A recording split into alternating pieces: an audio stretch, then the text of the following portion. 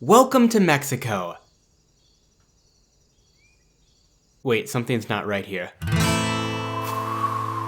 Ah, there we go. Welcome to Mexico. This video was sponsored by the generosity of my Patreon supporters. If you're interested in further supporting this channel, feel free to check out the link in the description. Santa Anna is mostly known in America as the Mexican bad guy from the Alamo, but he was actually much more than that. He was a soldier, politician, businessman, diplomat, and terrible husband. So let's talk about him. Antonio Di Padilla Maria Severino López de Santa Anna y Perez de Lebrón was born on February 21st of 1794 in Jalapa, Mexico. Unsurprisingly, his mother passed away when he was fairly young because by the time she finished naming him, she died of old age. At this point, Mexico was still part of the Spanish Empire, but that didn't matter much to Santa Anna or his family because they were doing pretty well. His dad had a minor political position, and his uncle was a sexually aggressive priest. Probably in an attempt to escape Uncle Hansy, Santa Anna's family moved to the port town of Veracruz, where he spent the rest of his childhood developing an immunity to yellow fever. However, this was about as boring as it sounds, so at age 16, Santa Anna joined the Spanish Army. 2 months later, the Mexican War of Independence began. Santa Anna served the Spanish for several years and earned many decorations for his actions against the rebels, which quickly became awkward when he switched sides in 1821 and helped Milly rock the Spanish back to Europe. With the Spanish gone, the Mexican forces quickly fractured, and Santa Anna spent the rest of his 20s launching rebellions against the government and partying hard. Maybe a little too hard. Do you know why I called you in here today? Yeah, I totally goofed. 6 people died at your party last night. Oh, so you didn't find the 7th one. You're fired. What? Why? Now, what do you do when you're 29 and out of a job? Let me tell you. Number 1, buy a bunch of real estate with money you definitely didn't earn from looting and corruption. Number 2, start a cockfighting league with your new rich friends. It's like wrestling except you get to eat the loser. Number 3, marry a 14-year-old. It's not illegal if you don't show up to the wedding. Number 4, proceed to cheat on your 14-year-old wife with women who are actually old enough to— Okay, that's probably enough. Outside of his disgusting personal life, politics in Veracruz were becoming increasingly chaotic, so Santa Anna was brought out of retirement to restore order. As a reward for his service, he was then promoted to governor. During his time as governor of Veracruz, Santa Anna only launched 1 rebellion against the Mexican government, which, now that I'm saying it, sounds pretty bad, but he also defeated a Spanish invasion attempt, so all was forgiven. However, in 1830, Santa Anna's future nemesis Anastasio Bustamante launched a rebellion against the government, and Santa Anna ended up on the losing side.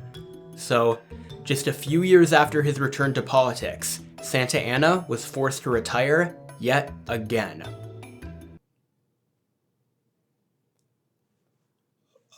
Oh no! It's 1832, 2 years after Santa Anna retired and Bustamante became president. Let's check on the government. We're all gonna die. Broken. Needless to say, another rebellion broke out and Santa Anna saw his chance to get back into politics. But this time, he had bigger goals than governor. He wanted to be El Presidente. Is it offensive if I purposely butcher the accent? Quickly taking over Veracruz, Santa Anna then marched to Mexico City to meet Bustamante in battle. The presidency of Mexico would be determined through a clash of arms, just like any other healthy democracy. Unfortunately, the battle was a draw, so they compromised, and by compromised I mean Santa Anna besieged the capital, and Santa Anna became president. Which really makes you wonder, if besieging the capital worked for him, why don't people do that more in America? Oh wait. Interestingly, Santa Anna was weirdly unexcited about the whole thing. I mean, the dude didn't even show up to his own inauguration. Hey, you're supposed to be inaugurated right now. Where are you? Oh, sorry. Something important came up. More important than becoming president? Hello? With Santa Anna apparently out of the picture, the rest of the Mexican government went crazy and passed a bunch of super whack laws until Santa Anna came back, fired the entire government, gave himself dictatorial powers, and then retired again. However, trouble was brewing up north. During this time, Texas was filling up with American immigrants, but instead of building a wall and making America pay for it, the Mexican government moved to increase federal control of their states, which would slow American immigration, but would also stop Texas from doing slavery. Which doesn't sound controversial today, but especially back then, the issue wasn't so black and white. Wait, thus, in 1835, with Texas in open revolt, Santa Anna came out of retirement to assume the presidency yet again.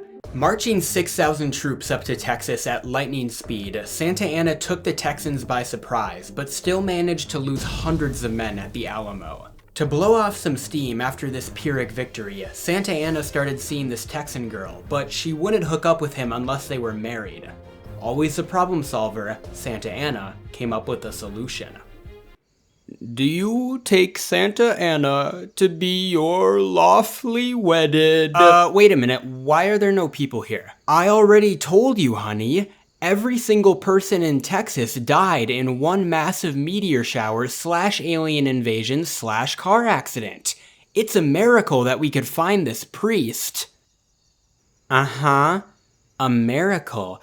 Sir, what's your name? My name is Private Martinez of the 5th Light Infantry Regiment. I mean, my name is Father Antonio, and I'm so... old.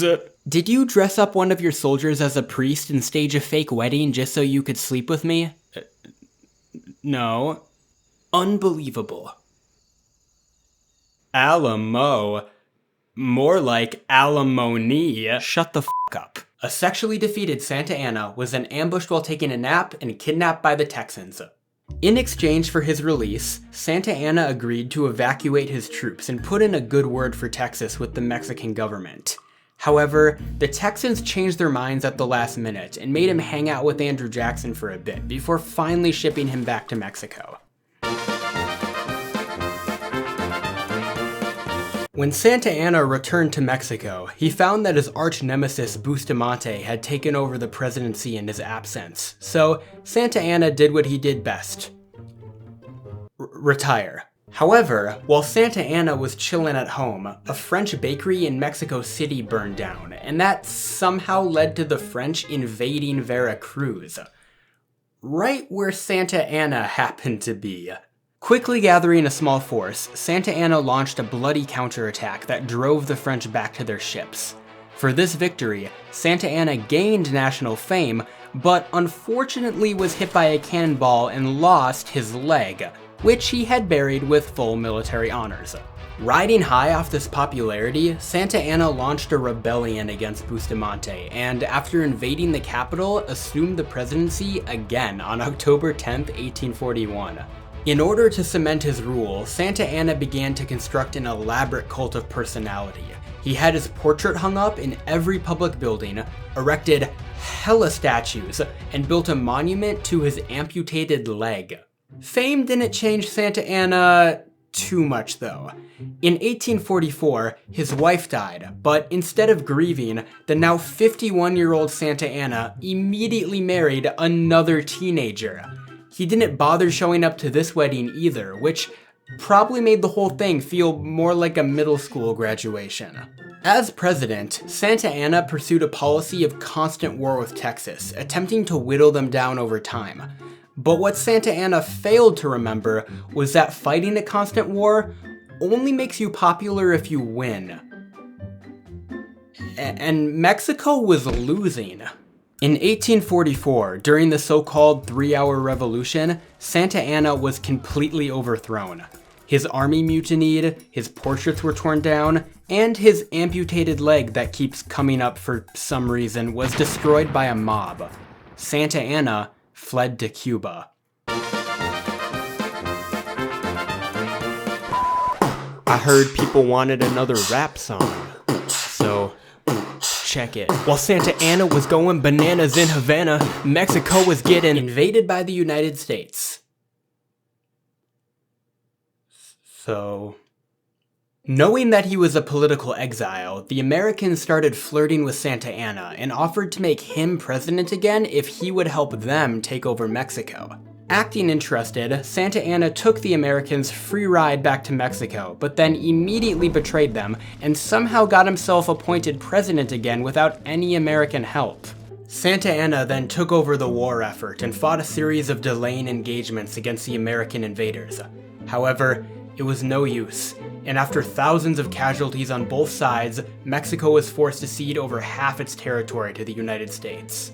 Most tragic of all, the Americans were able to capture Santa Anna's prosthetic leg, somehow, and brought it back to the US as a war trophy, where it remains to this day.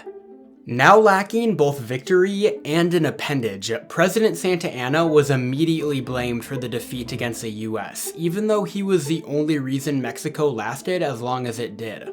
Facing increasing backlash from all corners of the government, Santa Anna gave up the presidency and went into exile for a second time, fleeing to Jamaica and then Colombia. However, with Santa Anna gone, the Mexican government got up to some shenanigans and kinda screwed up the whole country.